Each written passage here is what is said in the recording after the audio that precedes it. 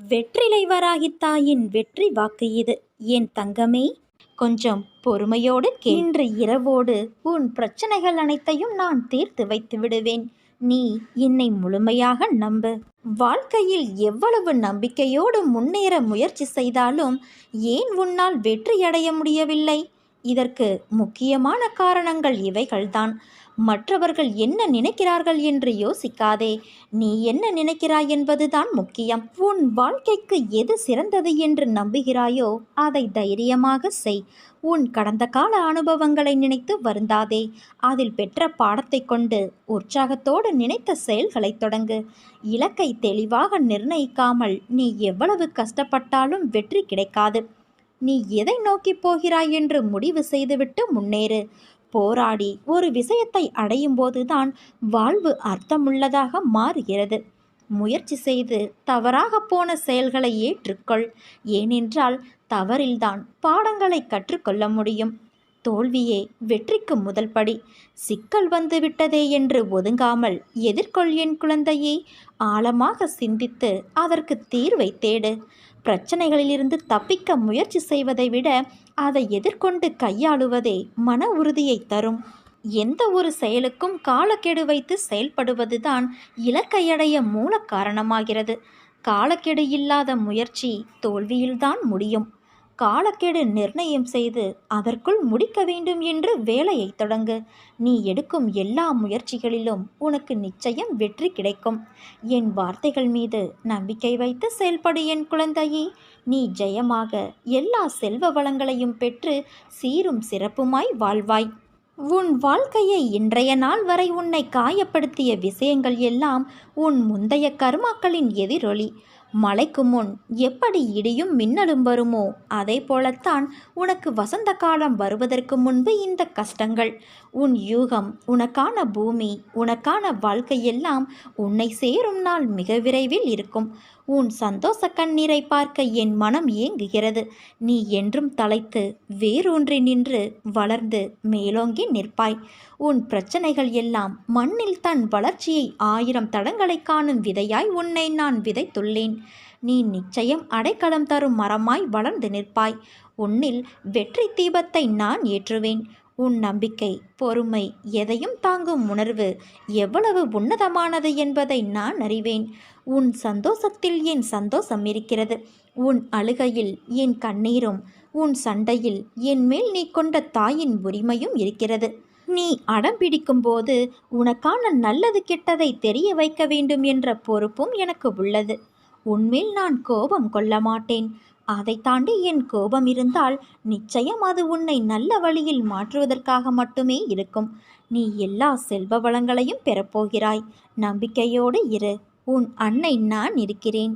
இரவும் பகலும் எப்போதெல்லாம் நேரம் கிடைக்கிறதோ எவன் ஒருவன் என்னை நினைத்து தியானம் செய்கிறானோ அவன் இனிப்பும் சர்க்கரையும் போல, அலையும் கடலும் போல, கண்ணும் ஒளியும் போல என்னோடு முழுமையாக இணைகிறான்.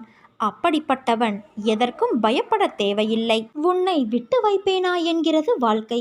நான் விடமாட்டேன் என்று நீ எதிர்நீச்சல் போட்டாலும் நடப்பதுதான் நடக்கிறது என்று கவலை கொள்கிறாய். காலத்தின் போக்கு புரியவில்லை என்றாலும் உன் மனம் கவலை கொள்கிறது. உன் கவலை என் அருளால் காற்றில் மறையும் தூசி போல மறைந்துவிடும். கலக்கம் கொள்ளாதே குழந்தையே. நீ யார் என்று அறிவதற்கே உனக்கு இத்தனை பரீட்சைகளை நான் வைத்தேன். நீ அந்த பரீட்சைகளிலும் வெற்றி பெற்றாய். ஆனால் இருந்தும் உன்னிடத்தில் ஏன் இந்த சஞ்சலம்? உன் வெற்றி உனக்கு திருப்தி அளிக்கவில்லையா? ஆனால் என் பிள்ளையான உன் வெற்றியால் என் மனம் திருப்தி அடைந்தது. உன்னை பற்றி அறிய உனக்கு ஏற்படுத்திய சூழ்நிலைகளை கடக்க முயல்கின்றாய். ஆனால் சிலவற்றை மாற்ற வேண்டும் என்று கூறி இடத்தில் நகராமல் அப்படியே நிற்கின்றாய். உன்னில் எழும் தேவையில்லாத மனம் வருந்தும் சிந்தனை எழும் காரணம் ஒன்றை நீ 10ஆக பார்க்கின்ற உன் கண்கள் அல்ல, உன் மனம்தான். உன்னை அறிய நீ யாரிடம் எதையும் கேட்க வேண்டாம். உன் முன் உன்னையே யார் என்று காட்டுகிற கண்ணாடி முன் நில். உன் உருவம் நேர்மறை என்று நினைத்து உன் கண்களால் உன்னை கண்ணாடியில் காணும்போது எதிர்மறை, அதாவது உன் வலது கைகள் இடது கையாய் உனக்கு தோன்றும். நீ அதில் உன்னை மாறி காண்பிக்கிறது என்று கூறுகின்றாய். ஆனால் அதுதான் உன்னை உண்மையாக வெளிக்காட்டுகிறது. உன் கைகள் திசை மாறி காண்பிக்கலாம், ஆனால் உன் ஆன்மாவை காட்டும் உண்மையான ஒரு பொருள் கண்ணாடிதான். அதில் நீ உன்னை நினைக்கின்ற எண்ணம் உயர்த்தி பேசி அந்த கண்ணாடி முன் நின்று பார். உன் உயரங்கள் எவ்வளவு குள்ளமாக இருக்கிறது என்பதை நீ அறிவாய். இதுவே உன்னை தாழ்த்தும் விஷயங்களை யோசித்துப் பார். அவைகள் தோல்வியாக கூட இருக்கலாம். ஆனால் அவை உனக்கு தந்த வைரமான பொக்கிஷ அனுபவம். அந்த அனுபவத்தின் பாடங்கள் வெற்றியை விட கோடி மடங்கு பெரியது. வெற்றி என்பது தற்காலிகமே. ஆனால் தோல்வியால் உணர்ந்த பாடங்கள், அவற்றின் அனுபவம் வாழ்க்கையில் வெல்ல வைக்கும். அதுதான் உண்மையான வெற்றி. அது உன்னை பக்குவமடைய வைத்து நீ எப்படி இருக்க வேண்டும் என்று உன் ஆன்மாவின் மகத்துவத்தை பற்றி உனக்கு சொல்லி உன் பிறப்பை புனிதமுடையதாய் மாற்றும். நான் சொல்லும் வழிகளில் நீ செல்கின்றாய். நிழலுக்கும் நிஜத்திற்கும் உள்ள வேறுபாட்டை நீ அறிய ஆரம்பித்து விட்டாய். இனி எல்லாம் சுபமே. உன் வாழ்வில் நல்லது மட்டும்தான் நடக்கப் போகிறது. உனக்கான வாழ்வில் முடியும் முடியும் என்று சொல்லிக்கொண்டே போராடு. நிச்சயம் நீ ஜெயிப்பாய் என் குழந்தையே. எல்லாம் நல்லபடியாய் சூழ்ந்து மங்களம் உன் வாழ்வில் அரங்கேறப் போகிறது. நீ எதை செய்தாலும் அதை நான் அறிவேன். உன் செயல்கள் நல்லதாகவும் உன் நடத்தை சரியாகவும் இருந்தால் அவற்றை நான் ஆசிர்வதித்து உடனிருந்து அனைத்தையும் கவனித்துக் கொள்வேன். உன் அன்பின் ஆழத்தையும் பக்தியின் தூய்மையையும் பலத்தையும் விசுவாசத்தையும் எவ்வளவு உன்னதமானது என்பதை நான் அறிவேன். எல்லாம் சரியாகிவிடும். எதற்கும் மஞ்சாதே. உன்னோடும் உன் குடும்பத்தோடும் நான் இருக்கிறேன் தங்கமே. என் பரிபூரண அருளும் ஆசிர்வாதமும் அன்பும் பெற்ற என் செல்ல குழந்தை நீ. இன்னும் 2 வாரங்களில் உன் மனதை நான் குளிர்விப்பேன். உன் வாழ்க்கையில் துன்பங்களையெல்லாம் பிரித்துவிட்டு இன்பங்களை உனக்கு நிரந்தரமாக்குவேன் குழந்தையே. உன் குடும்பம் கூட குறை கூறி கூடி நின்று வசைப்பாடுகிறதே என்று நீ கவலைப்படுகிறாய். கலங்காதே மகளே. உன் கஷ்டங்கள் கால் தூசி போலத்தான். அதுவும் என் அருளால் கடந்து போகும். நிச்சயம் நீ எதிர்பார்த்தபடி உன் வாழ்க்கை ஒரு நாள் மாறும். வாழ்க்கையில் நீ செய்த தவறுகள் உனக்கு வழிகளை கொடுத்துள்ளன. உன் தவறுகளிலிருந்து நீ பாடம் கற்றுக்கொண்ட அனுபவங்களை மனதில் கொண்டு மீண்டும் இது போன்ற ஒரு தவறை எந்த சூழ்நிலையிலும் செய்யாமல் இரு. வாழ்க்கையில் எல்லாவற்றிற்கும் உணர்ச்சி வசப்படுதல், அழுதல் ஆகியவைகளால் உனக்கு எந்த வகையிலும் அது உதவி செய்யாது. நீ வாழ்க்கையில் இவற்றை கடந்து எவ்வாறு முன்னோக்கி செல்வது என்பதை குறித்து சிந்தித்து செயல்படு. அதற்காக தேவையில்லாத வழியில் செயல்பட நினைக்காதே. குறுக்கு புத்தி சுயநலமானது, விரைவில் துன்பத்தை கொடுக்கக்கூடியது. குறுக்கு புத்தி இல்லாமலும் கள்ளம் இல்லாமலும் முட்டாள்தனம் இல்லாமலும் இருக்க வேண்டும். நீ புத்திசாலியாகவும் கள்ள கபடமற்றவராகவும் மனித தன்மையோடு கூடிய கூர்மையான புத்தியோடும் இருக்க வேண்டும். என் வார்த்தைகள் மீது நம்பிக்கை வைத்து செயல்படு. எத்தனை முறை கீழே விழுந்து எழுந்தாலும் மனம் தளராமல் மறுபடியும் எழுந்து நின்றுவிடு. தோல்விகளை சந்தித்ததால் தோல்வி என்று அர்த்தமில்லை. இறுதியில் நீதான் ஜெயிக்கப் போகிறாய் என்று அர்த்தம். தோற்று போய்விட்டோமே என்று குறுகிய மனநிலைக்கு செல்லாதே. வாழும் வாழ்க்கையில் வெற்றி தோல்விகள் வந்து போவது சகஜம். எக்காரணம் கொண்டும் நீ எடுக்கும் முயற்சியிலிருந்து விலக நினைக்காதே. உன்னோடு நான் இருக்கிறேன். உன்னுடைய எல்லா முயற்சியிலும் நான் இருப்பேன்.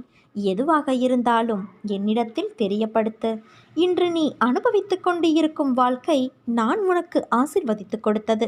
உனக்கு தகுதியான வாழ்க்கையை வழங்கி வழிநடத்தி அழைத்து வந்திருக்கின்றேன். தற்போதைய நிலை, இதற்கு முன்பு இருந்த நிலை, அனுபவித்து வாழ்ந்து வந்த வாழ்க்கை எப்போதும் எந்த சூழ்நிலையிலும் மறவாதே. முடிந்ததை தேடி சென்று உதவிடு. பசியில் இருப்பவனை கண்டவுடன் உடனே உதவி செய். யாரையும் புண்படுத்தும் வகையில் நடந்து கொள்ள நினைக்காதே. தான் என்ற கர்வத்தை விட்டுவிடு என் குழந்தையே. எந்த சூழ்நிலையிலும் உன்னை மறவாமல் உன்னை பாதுகாத்து உன்னை நிச்சயம் அனைத்திலும் இருந்து விடுவித்து உயர்த்தி நான் அழகு பார்ப்பேன். அனைத்திலும் நீ வெற்றி பெறப்போகிறாய். காத்திரு, பொறுமையாக இரு. நீ செல்லும் இடமெல்லாம் உனக்கு நிழலாக உன் அன்னையான நான் இருப்பேன். தர்மம் என்பது எண்ணம், சொல், செயல் ஒவ்வொன்றும் அறத்தின் வழி இருத்தல். சரியான செயல்களை செய்வது சரியான பாதையில் நடப்பது ஆகும். அவ்வாறு விதித்தன செய்தலும் விலக்கியன தவிர்த்தலுமே தர்மமாகும். தர்மத்தின்படி வாழ்க்கையை நடத்துபவன் ஒருபோதும் தோல்வியை தழுவமாட்டான். அவனுக்கு கடவுளின் அனுக்கிரகம் எப்போதும் இருக்கும். உன் வாழ்க்கை பயணத்தை நினைத்து நீ வருந்தாதே. பாதையை நினைத்து கலங்காதே. முக்காலமும் நானே உன் துணை. என் ஆசீர்வாதங்கள் என்றும் உன்னோடு இருக்கும். உன் கரம் பற்றி நடத்த நான் இருக்கும்போது நீ எப்படி வீழ்வாய்? உன்னுடைய வாழ்க்கை சக்கரத்தை சுழற்றுபவள் நான். உன்னோடு என்றும் நான் இருப்பேன். என் அருளால் உன் பிரச்சனை தீர்ந்து நீ நலமாக வாழப்போகிறாய். உன் கஷ்டங்கள் தீர்ந்து ராஜாதிராஜனாக ராஜ வாழ்க்கை வாழப்போகிறாய் குழந்தையே. என்னை நம்பியவர்களை நான் என்றுமே கைவிட்டது கிடையாது. உன் விரதத்தை நான் ஏற்றுக்கொள்வேனா என்ற சந்தேகம் சிறிதும் இல்லாமல் உன் விரதத்தை நீ தொடர்ந்து செய் குழந்தையே. உன்னுடைய இந்த விரதம் நிச்சயமாக உனக்கு பலன் தரும். விரத காலத்தில் மனதை மகிழ்ச்சியாக வைத்துக்கொண்டு என் நாமத்தை ஜபித்து கொண்டு இரு. உனக்குள் என்னுடைய சக்தி வந்து சேரும். நீ எதற்காக விரதம் இருக்கிறாய் என்பதை நான் அறிவேன். அது உன்னை விரைவில் வந்து சேரும். உடலும் மனதையும் தூய்மையாக வைத்துக்கொண்டு என் நாமத்தை ஜபித்து கொண்டே இரு. உன்னிடம் ஒன்றை நான் சொல்ல வேண்டும். உன் வாழ்க்கையில் எப்போதுமே முன்னே இருப்பதை மட்டும் கவனி. உன்னை பின்னோக்கி இழுக்கும் எந்த ஒரு விஷயத்தையும் யோசித்து பார்க்காதே. பார்த்தால் உன்னால் முன்னே இருக்கும் வழியை பார்க்கும் தருவாயை நீ தவற விடுவாய். உன்னிடம் ஒரு குறை இருக்கிறது. எல்லாவற்றிலும் மிகவும் யோசித்து அதை பெரிதாய் நினைத்து புழுங்கிக் கொண்டு உன்னை நீயே காயப்படுத்திக் கொள்கிறாய். அதை தவிர்த்து வா. உன் கர்வம் ஆணவத்தை தூர எறி. உனக்கு நிச்சயம் வெற்றி கிடைக்கும். உன்னை புரிந்து கொள்ளாமல் உன்னை பற்றி ஒன்றுக்கு இரண்டாக பேசியவர்களின் உண்மை முகத்தை நீ பார்த்தாயா? அவர்களிடமிருந்து விலகி செல். அவர்கள் அப்படித்தான் என்று தெரிந்த பிறகு அவர்களை நம்பி உன் நிம்மதியை நீ இழந்து விடாதே. அவர்களை என்னிடம் விட்டுவிடு. நம்பிக்கை துரோகம் செய்தவர்களுக்கு நான் பாடம் புகட்டுவேன். நீ வருந்தாதே குழந்தையே. அவர்கள் அப்படி பேசினார்கள் என்றால் அது உண்மையாகுமா? எனக்கு தெரியும். என் குழந்தை எப்படி என்று எனக்கு தெரியும். நீ கண் கலங்காதே. அவர்களுக்கு உன் அன்னையான நான் நிச்சயம் புரிய வைப்பேன். கஷ்டங்களும் துன்பங்களும் வருகிறதே என்று நினைத்து வருந்தாதே. அப்படி வருவது எதுவானாலும் அது தீவினை பயனே. அவ்விதமாக கிடைத்து கர்மாவை அளிக்கிறது என்ற ஆத்ம ஞானம் உனக்கு தோன்றினால் அவற்றை பற்றி நீ கவலைப்பட மாட்டாய். உன்னிடம் நான் கேட்பது உன் தன்னிகரில்லாத அன்பை மட்டும்தான். உன் அன்பு மட்டும்தான் என்னை ஜீவனோடு உலாவ விடுகிறது. நீங்கள் அனைவருமே என் கண்ணின் மணியான கண்மணிகள். உங்களில் யார் கண்ணில் நீர் திரண்டாலும் அது என்னுடைய இதயத்தை சுக்கு நூறாக்கி விடுகிறது. நீங்கள் அனைவரும் வாழ்வில் எல்லா நலன்களும் பெற்று வாழ வேண்டித்தான் இரவும் பகலும் இறைவனின் நாமத்தை உச்சரித்து கொண்டுள்ளேன். எந்த தந்தையும் தாயும் தன்னுடைய குழந்தை வீழ்வதை விரும்ப மாட்டார்கள். தலை நிமிர்ந்து வாழ்வதைத்தான் விரும்புவார்கள். நான் உங்களின் அன்னையும் தாயுமானவளும் அல்லவா? நீங்கள் தாழ்ந்து போனால் அது எனக்குத்தானே அவமானம். என்னுடைய பிள்ளைகள் செல்லா காசாக நிற்கிறார்கள் என்ற பேச்சை என்னால் கேட்க முடியுமா? அதனால் நீ எதற்கும் கலங்காதே. தைரியத்தோடு முயற்சி செய். உனக்கு நல்லது நடக்க உன் கூடவே இந்த அன்னை நடந்து வருவேன். இனி வரும் நாட்களில் உன் ஒவ்வொரு செயலிலும் நான் இருப்பதை நீ உணர்ந்து கொள்வாய். சுகத்தில் இறைவனுக்கு சம்பந்தமில்லை. துக்கத்தில் இருக்கும்போது உன் இஷ்ட தெய்வம் யாராயிருப்பாரோ அவர் உனக்கு தாங்கும் சக்தியை இரகசியமாக கொடுப்பார். இறைவன் கருணை வடிவானவர். உன்னிடம் நான் எத்தனை முறை கூறியிருக்கிறேன், உன்னை விட்டு எந்த சூழ்நிலைகளிலும் நான் விலக மாட்டேன் என்று. உன்னை திருத்தியமைக்கவே நான் இவ்வாறு செய்கிறேன். சேற்றில் கல்லெறிந்தால் கரைப்படுவது உனக்குத்தான். அந்த கல்லுக்கும் கரை உண்டு. ஆனால் அதற்கு உயிர் இல்லையே. அதே போலத்தான் உனக்கு வரும் பிரச்சனைகளுக்கும் உயிர் இல்லை. ஆனால் நீ அதை பெரிதாய் எடுப்பதால் தான் அதற்கு தேவையில்லாமல் யோசித்து உயிர் கொடுத்து கரை என்னும் சேற்றில் கிடந்து அழுது அல்லோலப்படுகிறாய். அதனால் கவலை என்னும் சேற்றில் விழாது நடைபோடு. எல்லா பிரச்சனைகளுக்கும் ஒரு முடிவு இருப்பது உனக்கு தெரியும். எல்லா பிரச்சனையிலும் இருந்தும் நிச்சயம் நீ விடுபடுவாய். உனக்கு எல்லாம் சுகமாகிவிடும் குழந்தையே. உனக்கான வெற்றி காலத்தில் நீ நுழைந்து விட்டாய். உன் பலவீனங்களை உணரும்போது நீ பலசாலியாகிறாய். உன் உடலிலுள்ள குறைகளை உணரும்போது நீ அழகாகிறாய். செய்த தவறுகளிலிருந்து நீ பாடம் படிக்கும்போது ஞானமுள்ளவனாகிறாய். என்னிடம் பிரார்த்தனை செய்த பிறகும் பிரச்சனை தீரவில்லை என்றும் இருந்த நிலை அதிகமாகிவிட்டது என்றும் அவசரப்பட்டு முடிவு செய்து விடாதே. கால்களில் தைத்துவிட்ட முள்ளானது கடுமையான வேதனையை தரும். இரவு பகலாக உறங்குவதை கூட தடுக்கும்.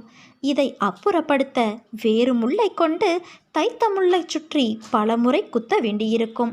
முள்ளை ஆட்டி பார்க்க வேண்டியிருக்கும். அப்போது வலி உயிர் போவது போல இருக்கும். ஒரே ஒரு முறை குத்திய முள்ளே கொடிய வேதனை தரும்போது அதை எடுக்க பல முறை குத்தப்படுகிற நிலையில் வலி கூடுதலாகும் தானே. ஒரு முள்ளின் வலி உனக்கு பாதிப்பை உண்டாக்க என்பதையும், பலமுறை குத்துவதால் வருகின்ற வலி அதை நீக்குவதற்காகவே அன்றி காயப்படுத்துவதற்காக அல்ல என நீ உணர்ந்து கொள். கஷ்ட நிவர்த்தி வருவதற்கு முன்னால் அதன் தொல்லை மிகவும் தாங்க முடியாத அளவு தெரியும். அன்னையே கைவிட்டு விட்டார், இனி யார் காப்பாற்றப் போகிறார்கள் என நினைப்பாய். பயப்படாதே. என் பக்தருக்கு துர்க்கதையை நான் எந்த நிலையிலும் பரிசாக தரமாட்டேன். எப்படியும் காப்பாற்றி விடுவேன். உனக்கு உதவிக்கு யாருமே இல்லை என்று நினைத்து நீ மனமுடைந்து நிர்கதியாய் நின்றபோது உன் கரங்களை இறுக்க பற்றியவள் நான். தனியாக இருப்பதாய் எண்ணி வருந்தாதே. எந்த சூழ்நிலையிலும் உன் அன்னையான நான் உன்னை கைவிட மாட்டேன். என்றும் நிழலாக இருப்பேன்.